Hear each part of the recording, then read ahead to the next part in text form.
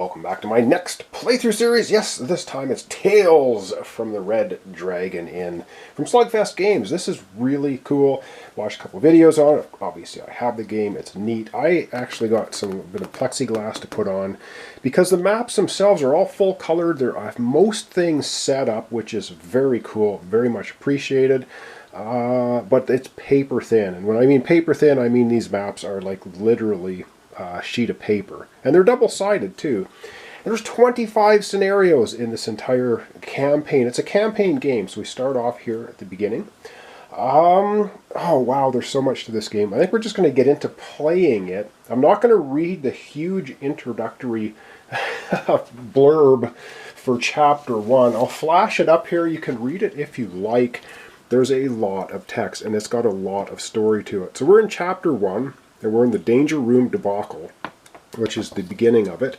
So if you want to pause and read all of that, I'll summarize it kind of quickly. So what's happened is we're in the Red Dragon Inn. We're having our usual tankards of ale and grog and everything else. And of course, in the basement is a ruckus going on. They were trying to repair something, and they ended up activating a bunch of machinery. There's a danger room in the basement. Who'd have thought? For training purposes, and now all the training robots have gone kind of insane, and we have these little standees, which are really cool.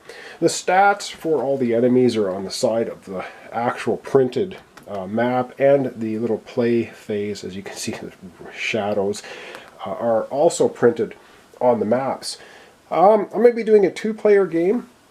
We're going to be playing with Fiona and Deidre, and they're out here. We actually have miniatures for our player characters. There's 6 of them that you can get in the game, and you can play from 1 to 4. There's solo rules as well, which actually you get a little helper.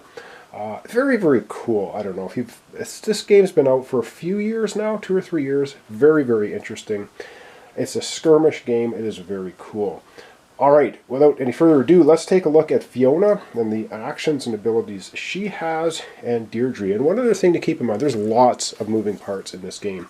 We have something called the epic die pool, and I'll explain how this works, but we can end up with epic dice in here that can be used for either attacking or for defending, which is pretty cool, and we'll see how that works when we play. Alright, let's take a look at Fiona. Alright, so our first of 2 players is Fiona, and she's got her pot lid, and of course starting cards have their name on the back. This is 3, she has 3 cards. So basically her pot shield gives her a shield token. Shield tokens can be used to block up to 2 damage, and then you discard them, obviously. There are these tokens in the game. I guess I should explain a little bit about it. So we have a shenanigan token, a couple action tokens, and an action or shenanigan token. When we are going to be pulling tokens out of the bag for initiative order, so each character has a full action initiative token and a partial action initiative token. If you pull the full action initiative token out of the bag, you get to do 2 actions and a shenanigan. Now you'll see Fiona doesn't have a shenanigan, so that's it. She'll just be able to do 2 actions. Shenanigans will come into effect in later scenarios when you get more items and stuff that have shenanigan effects on them. And if you pull the red token out of your character, you get to do a partial action, which means either an action or a shenanigan, and that's it. And they have a gray side on the back after you use them, keeping track of that. Oh, so she has something here called a fight I'm in. So she can move up to 4 and melee attack rolling 2 yellow dice. Yes, we have yellow dice, and then they never miss, and they're exploding dice. So if you roll where is it? If you roll the bullseye exploding symbol, you get to roll it again and keep adding damage until you're done. And these exclamation points are, what the heck's it called? I forgot! Reading through this, rule book's very large, but very well done. That's for adding exploding dice to the pool. If you roll more than the number of dice in the exploding dice pool, you can add another one. So basically, on our first attack somewhere, if you roll one of them, there's no exploding dice in the pool, so you can add it in. Okay, and again, I'll explain all this as we play. So she has that. It has a cooldown of 3, so if she uses that ability, she'll be putting 3 cooldown tokens on there. And then at the start of every round, which is the beginning of each round for turns, we'll take one off. And she also has special abilities on her actual player card, and these player cards are double-sided, which is really cool, because when she takes 9 damage, she'll flip over to her damage side, and you can see there's a little bit different graphics. She's beaten up, and her abilities change a little bit too. Really, really cool. What a cool setup. What a cool game. Alright, so we'll worry about that if and when that happens. So she basically has a 0 cooldown action, which is just a power attack, melee, rolling 2 yellow dice against 1 foe, and splash of 1 damage. So any adjacent, just take a splash damage, kind of like a cleave. Then she just got on the move. Action is just moving 5 spaces, and another action, catch your breath. Invigorate 1. Invigorate means take off one of the cooldown tokens on an ability. So you can do that. Now you can do 2 actions and a shenanigan on your turn, so she could do invigorate twice, attack twice, etc. And once you use them up, you're done for your turn. You go back in the initiative bag. Alright, let's take a look at Deidre. And I know I'm probably just talking 100 miles an hour to try and get this done. So she starts with the icon of godliness, which is of course a Deidre item, and that gives her also 1 shield token, which is right there. And she has this cool wings of Ilana, and lamb-based my foes. And it's got 3 charge tokens on it as designated by here, so she can use this 3 times in this entire scenario. And once she uses up the charge tokens, you can't use it anymore. And there's a difference between leaping and moving. And we'll explain that as well as we play the game. So this is an action, and she could do, of course, if you're full action turn, you can do 2 actions. She could do this twice. So she gets to leap 2, range of 2, attacking at the yellow die, and plus 1 damage to 2 different foes. And then you may push 2 each. Pushing is also something you can do because there's traps on the board. You're going to want to push characters into traps so they take damage and possibly get rid of them. And the other ability she's got on a card here, Take Hope We Shall Prevail. It's a cooldown of 4. It's a burst attack using 2 yellow dice, and you can see here she's represented by the gray, and then she can do hitting 3 in sort of any, you can turn the character any direction of those 3. And then there's harm effects. Harm means if you do any damage to an enemy, you or a friend in range 2 can gain a shield token for if she does damage to an enemy. This happens once even if multiple targets lose fortitude. So there you go. And her special ability, she has a shenanigan. So for an action, she's got a Divine Strike, range of 2, rolling a yellow die against a foe, and you can push the target. So push target 1 space away, and you have to push them farther away from you in the game. And she has a shenanigan, doesn't cost anything as far as none of the cooldowns, or nothing on your sheet is a cooldown. And that's just move 4, graceful step, and then she has catch your breath, invigorate 1, again taking a cooldown token off if you want as an action. Alright, oh goodness, that's that. Let's take a little quick look at the board and the turn order, and then I think we're going to have our first sort of turn to the game. We'll see how it works. Alright, so I'm just taking a look here. We are sitting in the gauntlet currently. There's a couple of traps. It's all part of the setup for a 2-player game. There's these little T symbols here, so 1 to 4 players can go out here. So I'm putting Fiona farthest ahead. She's our fighter, and Deidre at the back spot. So that's the 4 starting locations for our characters, and you get to choose where you put them. And this is the setup for 2 players. We get 2 of these Gizmo Moblins out on the board, and then these doors open after you defeat all the Gizmo Moblins in the gauntlet, and then we're going to move to the Maze of Madness after that, and then from the Maze of Madness we go to the Room of Doom. All very, very cutesy names for things. Purple border things like this pillar here are impassable. You can't jump across them, you can't move across them, you can't shoot through them. There is no line of sight in this game, which is weird, but it is what it is. So if somebody's right here shooting at Fiona with a ranged shot, if he has a range of 1, 2, 3, can hit her. There's no blocking. And you can shoot through other figures as well. They don't block, nothing. So it's simplified that way. It won't make it'll look weird sometimes, and it won't make a lot of sense, but it's very simplified. So it's a really easy game to get to the table and start playing. All right. So in the bag, it comes with a bag, but of course, you know, it's got to be Crown Royal. In the bag is going to be, well, I can show you the tokens and we're going to throw them in because, so for turn order, so we have blue. This is going to be the Gizmo Moblins. They're the only ones on the board right now. There's 2 of them. We got Deidre has a red and a gold token. So this is full actions, partial action. And Fiona has a gold and a red as well. Full action, partial action. Those go into the bag. It's shaken up, and that's going to be our turn order. Let's take a quick look at our Gizmo Moblin enemy and see what they're all about. And then we have a die to roll for them, which is cool because by rolling a die, we figure out what it is they're going to do. So let's take a look at them and roll their die. And not 100% sure how this is showing up. So we have Gizmo Moblin 2 and 3 out there. There's 5 in the game. So you get the little standees all set up. And so we've randomly shuffled the 5 of these cards. They're numbered 1 through 3. And these are damage locations for our Gizmo Moblins. They have 5 health, as you can see. Now, all of our enemies have one of these purple dice they're going to roll.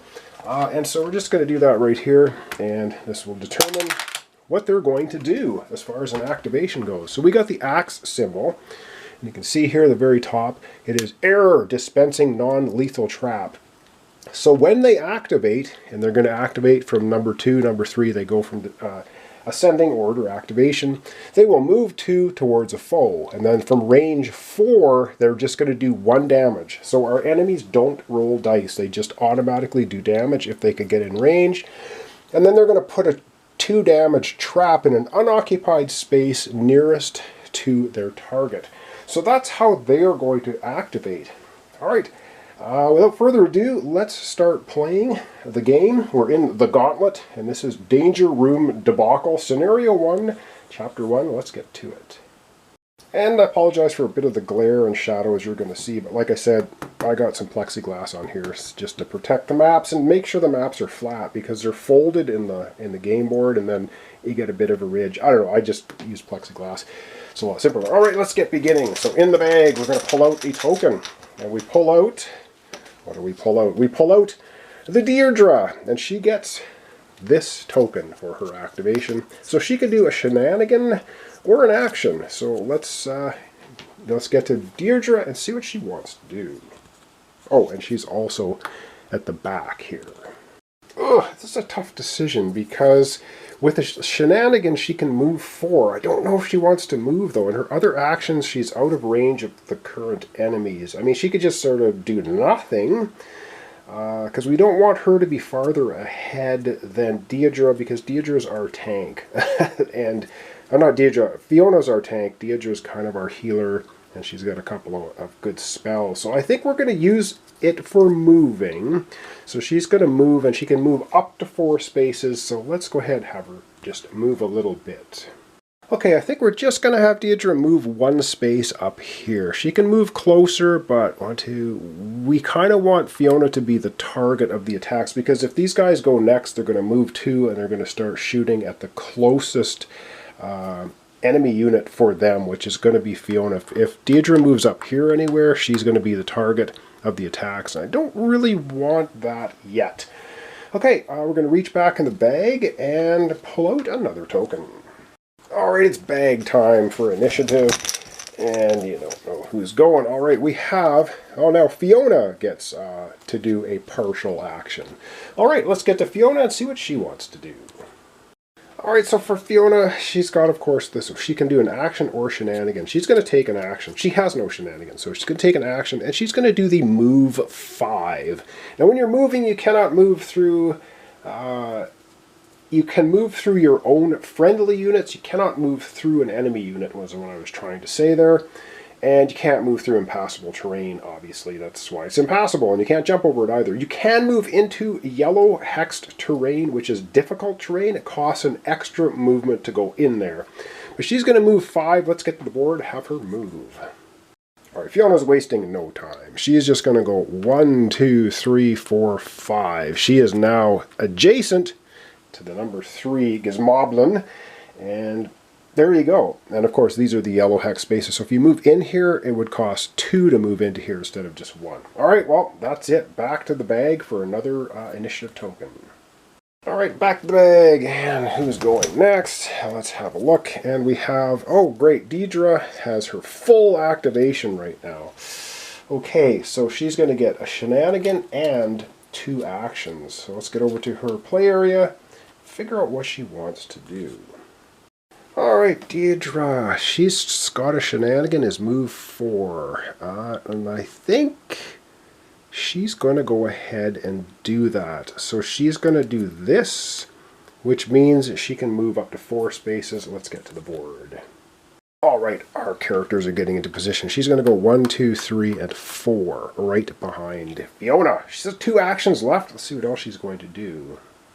Alright, so for her first action, she's just going to use her 0 cooldown action here. The Divine Strike. Range of 2, attack with 1 yellow die against 1 foe, and then you may push the target 1, but I don't think we will. But she's going to be attacking range 2 and rolling a yellow die. Let's get out the dice tray and roll up that attack.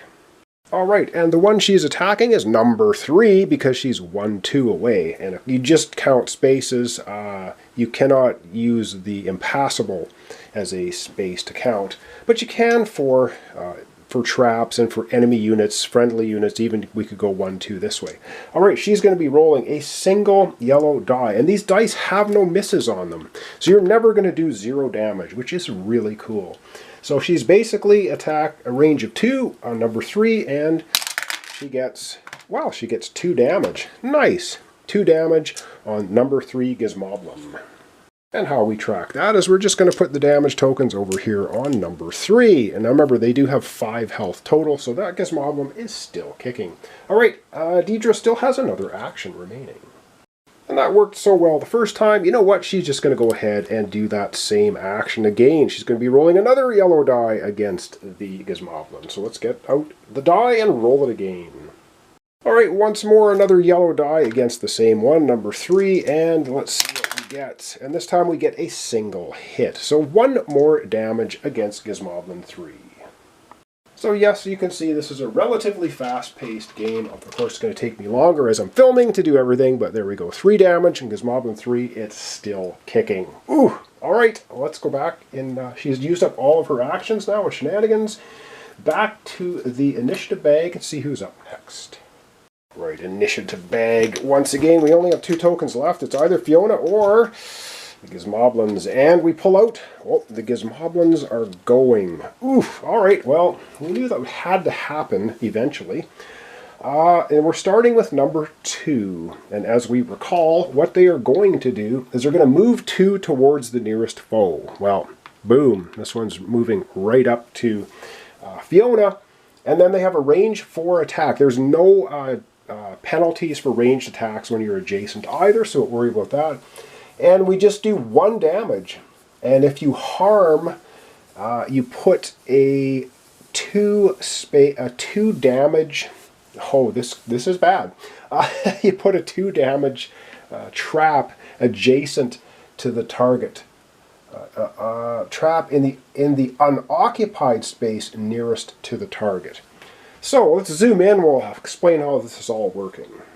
So basically, Gizmo Moblin number 2 moved right up to Fiona. Wham! Hits her for 1 damage. Now, we could spend our 1 shield token to just go ahead and negate the 1, because you can negate up to 2 with a shield token.